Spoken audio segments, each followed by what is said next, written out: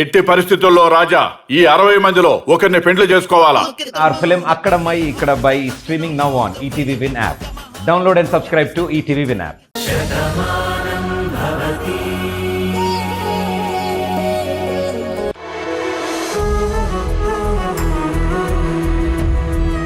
మావయ్య, అసలు ఈ రోజును మనం ఎప్పటికీ మర్చిపోకూడదు. ఎన్ని రోజులుగా రాధ ఎక్కడుందా అని వెతికాము. ఎక్కడ ఎలాంటి రిజల్ట్ కనిపించలేదు. కానీ ఈరోజు అనుకోకుండా రాధ ఆచూకీ తెలిసింది. ఇంకా సేపట్లో రాధ మన కళ్ళ ముందుకు వచ్చేస్తుంది. నువ్వు రాధ కలుస్తారని తలుచుకుంటేనే చాలా హ్యాపీగా ఉంది మావయ్య. ఇది నిజంగా చాలా మిరాకిల్ అని చెప్పాలి. నేను ఆఫీస్కి వెళ్ళినప్పుడు తను అక్కడే ఉంది. తనతో మాట్లాడాలి అనుకున్నాను, కానీ ఏదో ఫోన్ వచ్చి నేను వచ్చేసాను. అప్పుడే తనని అక్కడ చూస్తుంటే నేను బాను అని పొరపాటు పడి ఉండేవాణ్ణి. ఎందుకంటే మా బాను అప్పటికి మీ ఊళ్ళోనే ఉంది కదా. తర్వాత బాను వచ్చాకైనా ఈ నిజాలన్నీ తెలుసుండేవి. బట్ ఆ రోజు మిస్ అయ్యాం. అసలు రాధ నన్ను వదిలి ఎక్కడో రాయలసీమ ప్రాంతానికి వెళ్ళిపోవాల్సిన అవసరం ఏముంది? మా ఇద్దరికీ ఎలాంటి గొడవలు జరగలేదు. తను నేను ఎంతగానో ఇష్టపడ్డాం. అమ్మ మా పెళ్లి కూడా చేయాలని అనుకుంది. అంతా బాగుందనుకున్న క్రమంలో రాధ ఎవరికీ చెప్పకుండా ఇక్కడికొచ్చేసింది. తర్వాత సిటీలో కొద్ది రోజులుందని తెలిసింది. అక్కడ ఎంక్వైరీ చేస్తే ఎక్కడికో వెళ్ళిపోయిందని వాళ్ళు చెప్పారు. ఇప్పుడెక్కడో రాయలసీమలో ఉంది. ప్రేమించే నన్ను వదిలి ఇలా తను ఒంటరిగా బతకవలసిన అవసరం ఏంటో నాకు అర్థం కావడం లేదు. మావయ్య, ఇప్పుడు నువ్వు వేసుకుంటున్న ప్రతి ప్రశ్నకి రాధ దగ్గర సమాధానం దొరుకుతుంది. ఎందుకు వెళ్ళిందో, అసలు ఎవరి వల్ల వెళ్లాల్సి వచ్చిందో తనే చెప్తుంది కదా. అయినా జరిగిపోయింది ఏదో జరిగిపోయింది. ఇంక దాని గురించి ఏం ఆలోచించుకో. రాధ గురించి తెలిసింది కదా. మనం ఇప్పుడు అక్కడికే వెళ్తున్నాం. రాధతో మాట్లాడి తనని తీసుకొచ్చేద్దాం. ఉండు, ఈ విషయం అమ్మమ్మ వాళ్ళకి చెప్తాను. అమ్మకి నేనే చెప్తాను. నేను ఇంతలా బాధపడుతున్నానని నన్ను తలుచుకొని అమ్మ ఇంకెక్కువ బాధపడుతుంది. అందుకే ఇప్పుడు ఈ గుడ్ న్యూస్ని నేనే అమ్మకి చెప్తాను.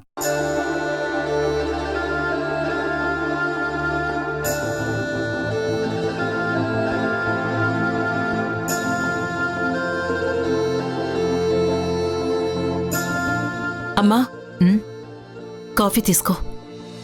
నువ్వు తీసుకొచ్చావేంటి? జ్యోతి ఏమైంది? తనేదో పని చేస్తుంటుంది. అయినా ఇందులో ఎవరు తెస్తే ఏముంది, నువ్వు తాగు.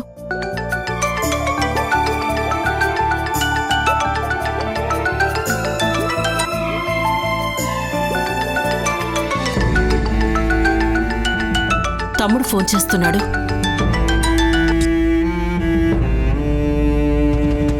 హలో కిట్టయ్యా, పొద్దున్నే నీ గురించే తలుచుకుంటున్నాను. నీకే ఫోన్ చేయాలనుకున్నాను. ఇదిగో నువ్వే ఫోన్ చేశావు. అమ్మా, నీకు గుడ్ న్యూస్ చెప్పాలని ఫోన్ చేశానమ్మా. కిట్టయ్యా, చాలా రోజుల తర్వాత నీ మాటల్లో ఆనందం తెలుస్తోంది. ఏంటి విషయం?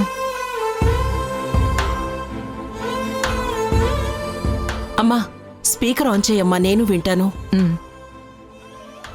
చెప్పు కిట్టయ్యా. నేను జయ ఇక్కడే ఉన్నాం. ఏంటా విషయం? అమ్మా, ఈరోజు నిజంగా చాలా గొప్ప రోజమ్మా. ఇన్ని రోజులు రాధ ఎక్కడ ఉంది, ఎలా ఉందని వెతుకుతూనే ఉన్నాను కదా. కానీ ఈరోజు రాధ ఎక్కడుందో, ఎలా ఉందో ఆచూకీ తెలిసిందమ్మా.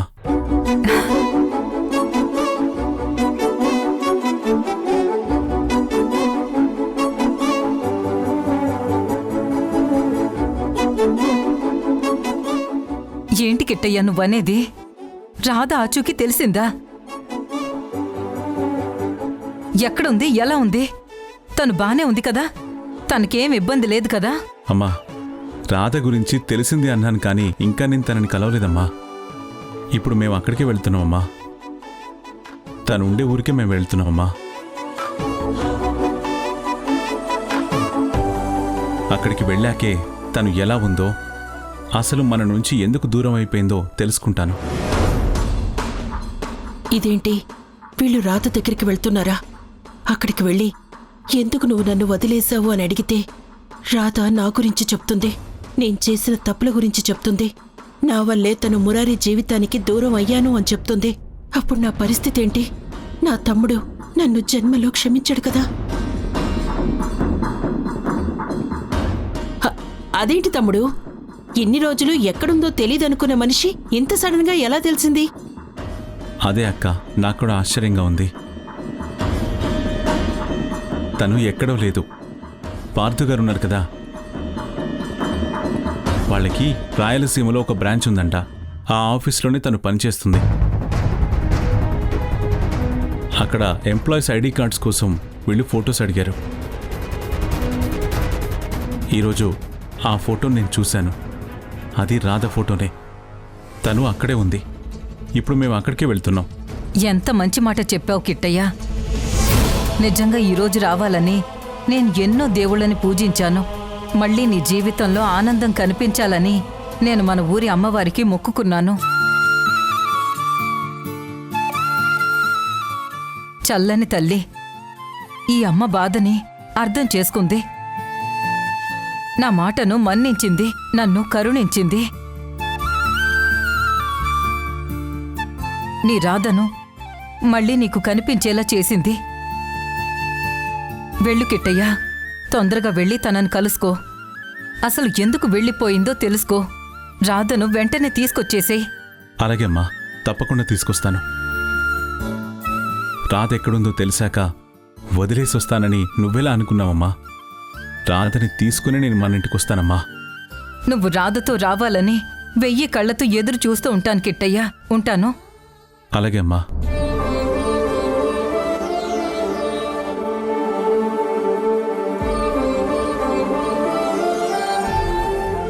అమ్మా తల్లి, నువ్వున్నావమ్మా. నువ్వు కరుణిస్తావని నిరూపించుకున్నావు. నా కొడుకు ఆశ నెరవేరుస్తున్నావు. రాధని నువ్వే చూపించావమ్మా. భగవంతుడా, ఏంటి అగ్ని పరీక్ష? నేను మారిపోయాను, మంచిగా ఉన్నానని అందరూ అనుకుంటున్నారు. నా తప్పును అందరూ క్షమించేశారు. కానీ ఇప్పుడు తమ్ముడు రాధని కలిశాడు అంటే నా బతుకు మొత్తం బయటపడుతుంది. ఇప్పుడు నా పరిస్థితి ఏమవుతుందో?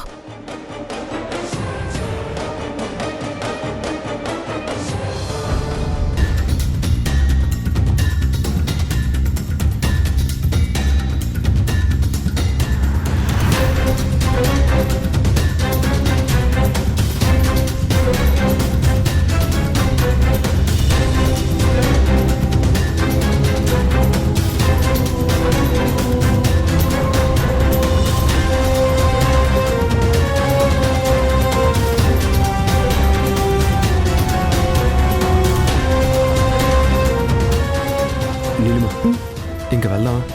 నేను ఇంటి దగ్గర దించేసి నేను భాను వాళ్ళ ఇంటికి వెళ్ళాలి. ప్లీజ్ కార్తీక్, ఇంకొంచెం సేపు ఇక్కడ కూర్చుందాం, తర్వాత వెళ్ళిపోదాం. గుడికొచ్చి పూజ చేయించుకున్నాం కదా, ఇంకా ఇక్కడ కూర్చొని ఏం చేస్తాం? కార్తీక్, ఇక్కడ కూర్చొని ఏం చేస్తావని నీకనిపిస్తుంది. కానీ ఇక్కడ ఉన్నంత వరకైనా నువ్వు నా భర్తగా బిహేవ్ చేస్తావు. నా కార్తీక్ నాతోనే ఉన్నాడన్న ధైర్యం నాకుంటుంది. అదే ఇంటికెళ్ళాక నువ్వు నేను పరాయి వాళ్ళలాగే ఉండాలి. నేను నీ స్నేహితురాలిగా కూడా ఆ ఇంట్లో ఉండలేకపోతున్నాను. అందుకే నేను ఇంతలా కోరుకుంటున్నాను.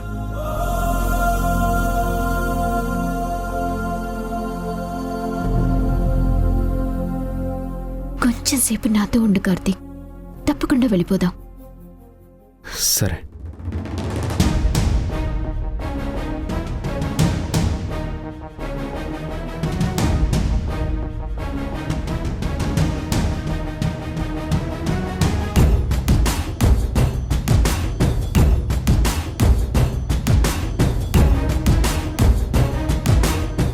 వెళ్దామా అమ్మా? వెళ్దాం.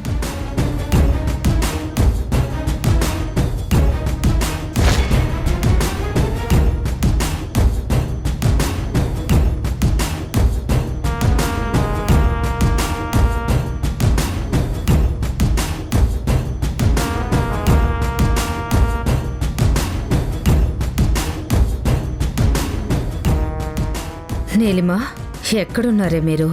నువ్వు నా కంట పడాలి. ఈ రోజుతో నీ పని అయిపోయింది.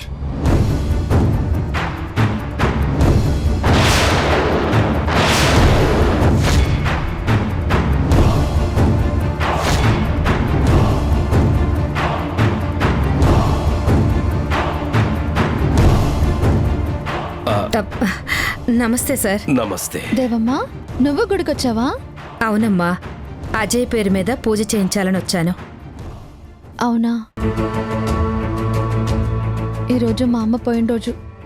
ఆవిడ ఆత్మ శాంతించేలా చూడాలని దేవుణ్ణి కోరుకున్నాము. ఇప్పుడు ఇంటికి వెళ్ళి అమ్మకి మిగిలిన కార్యక్రమం చేయాలి. భాను ఇలా మాట్లాడుతుంది అంటే కార్తీక్, నీలిమ గుడికొచ్చారని తెలీదన్నమాట. ఇప్పుడు తనకి ఈ విషయం నేను చెప్పాను అంటే వాళ్లకు పెళ్లి జరిగిన సంగతి కూడా తెలుస్తుంది. అనవసరంగా భాను బాధపడుతుంది. తనని బాధ పెట్టకూడదు. దేవమ్మా, అదేంటి నేను మాట్లాడుతుంటే అలా ఉండిపోయావు? ఏం లేదమ్మా, చెప్పాను కదా నా కొడుకు గురించి ఆలోచిస్తున్నాను అని. వాడి విషయంలోనే ఒక పని చేయాలని వచ్చాను, కానీ అనుకోకుండా మీరే కనిపించారు. అవునమ్మా, ఇప్పుడు అజయ్ బాగానే ఉన్నాడుగా, కోలుకుంటున్నాడుగా. వాడి గురించే నేను ఇంతలా ఆలోచిస్తుంది.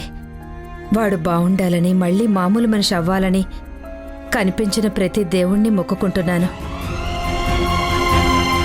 వాడికి ఆ పరిస్థితి తీసుకొచ్చిన వాళ్ళ గురించి కూడా తెలియాలని వేడుకుంటున్నాను. లోపల పూజ జరుగుతుంది, వెళ్ళి పూజ చేయించుకోమ్మా. అలాగేనండి. అలాగే. మంచిది. అమ్మా, నేనెళ్ళి ప్రసాదం తీసుకొస్తాను.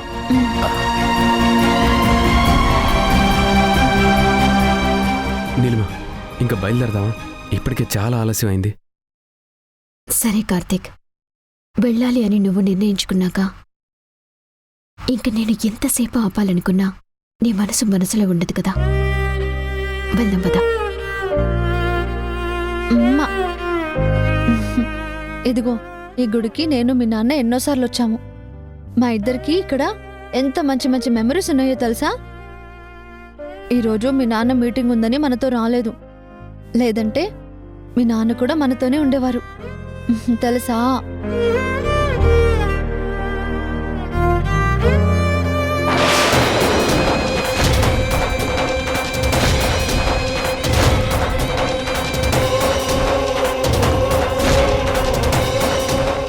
ఆఫీస్ నుంచి ఒక ఫోన్ వచ్చింది.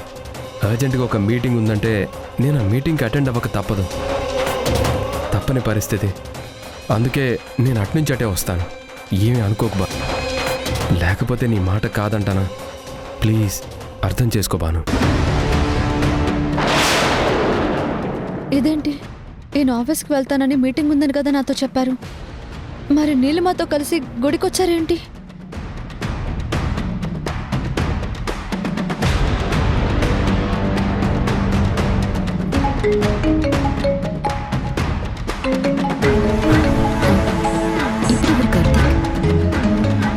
భాను ఫోన్ చేస్తుంది, నువ్వేం మాట్లాడుకో.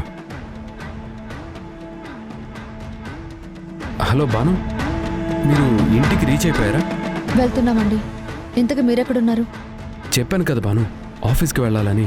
ఆఫీస్లోనే ఉన్నాను. మీటింగ్ అయిపోగానే డైరెక్ట్గా బయలుదేరి అక్కడికే వచ్చేస్తాను. తొందరగానే వస్తాను. అంటే మీరు ఇప్పుడు ఆఫీస్లోనే ఉన్నారా? అదే కదా భాను నేను నీకు చెప్పింది. ఆఫీస్కి వెళ్తాననే అన్నాను కదా, మళ్ళీ ఇలా అడుగుతావేంటి? ఏం లేదండి, మీరు ఆఫీస్కి వెళ్ళారా లేదా అని ఫోన్ చేశాను. ఉంటాను. సరే భాను, బాయ్.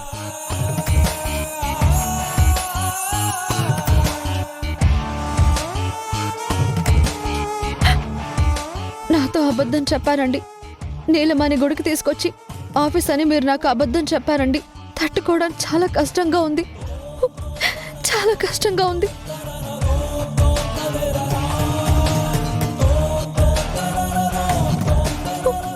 ఏంటమ్మా ఆ కన్నీళ్ళేంటి? ఏం లేదు నాన్న, అమ్మ గుర్తొచ్చింది. పదండి నాన్న. సరేనమ్మా, ఊరుకో, పద వెళ్దాం.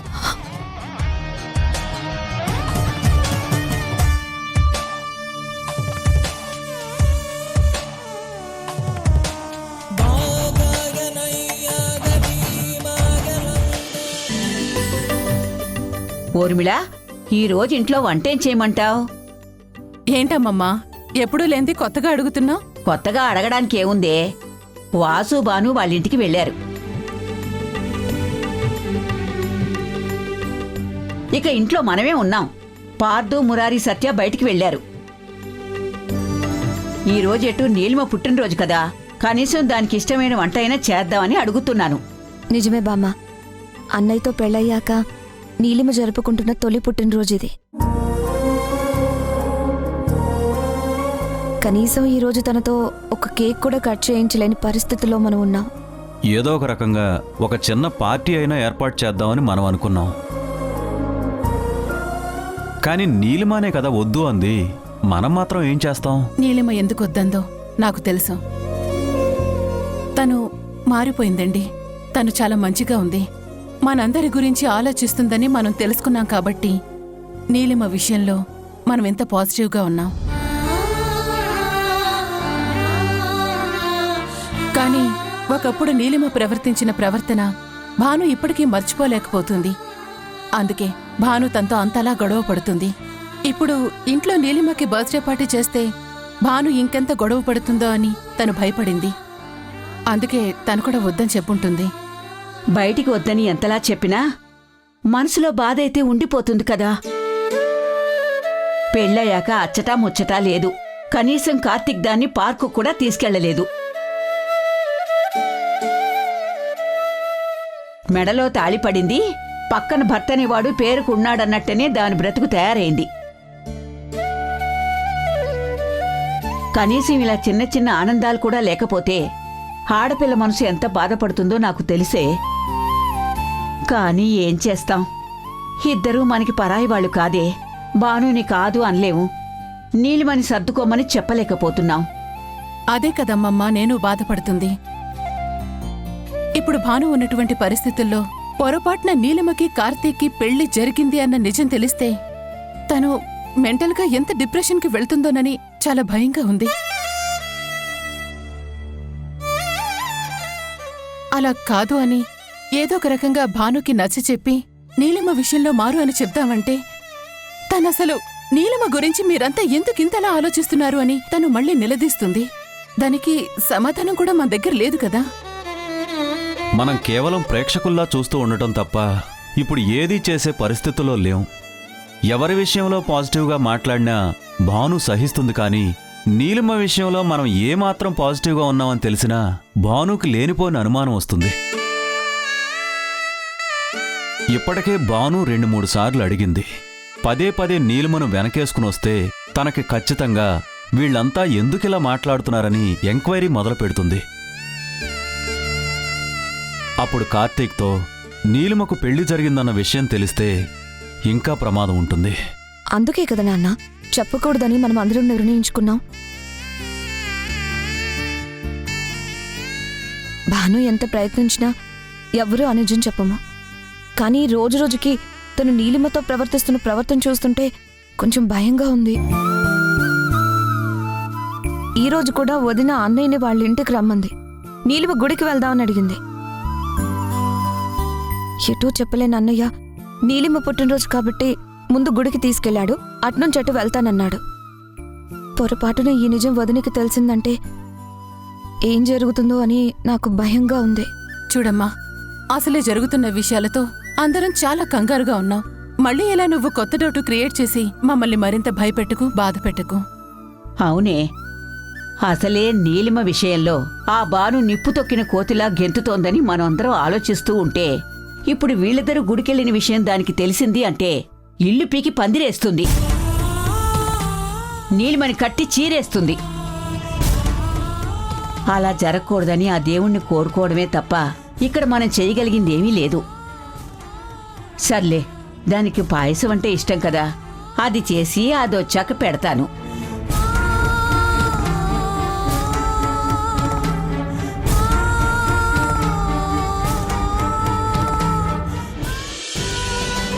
ఓం ఓం అపవిత్ర పవిత్ర వా సర్వావస్థాంగతోపి వా యస్మరేత్ పుండరీకాక్షం సవాహ్యాభ్యంతర శుచిః పుండరీకాక్ష పుండరీకాక్ష పుండరీకాక్షాయ నమః యజమానస్య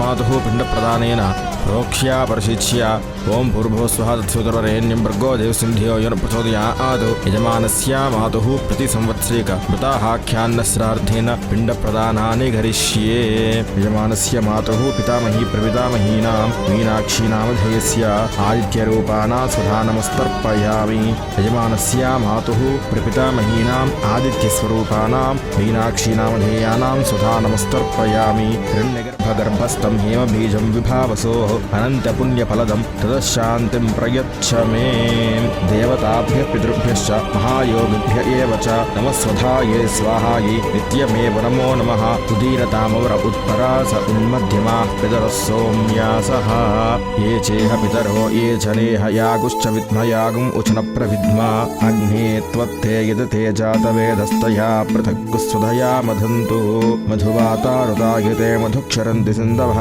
మాద్వీర్గావో భవంతు నః పిండప్రదానేన హరిద్రాది కుంకుమవిలేపనాని పుష్పాణి సమర్పయామి పిండప్రదానే నమస్కారాన్ సమర్పయామి ఓం శాంతి శాంతి శాంతి. అమ్మా, మీ అమ్మగారి కార్యక్రమం పరిపూర్ణమైంది. ఇదిగోండి పంతులు గారు. ఇంతెందుకండి? పర్లేదు తీసుకోండి పంతులు గారు. మిగిలిన డబ్బులతో ప్రసాదం చేయించి మా మీనాక్షి పేరు మీద గుళ్ళో అందరికీ ప్రసాదం పంచండి. అలాగేనండి, వస్తాను. ఉంటానమ్మా.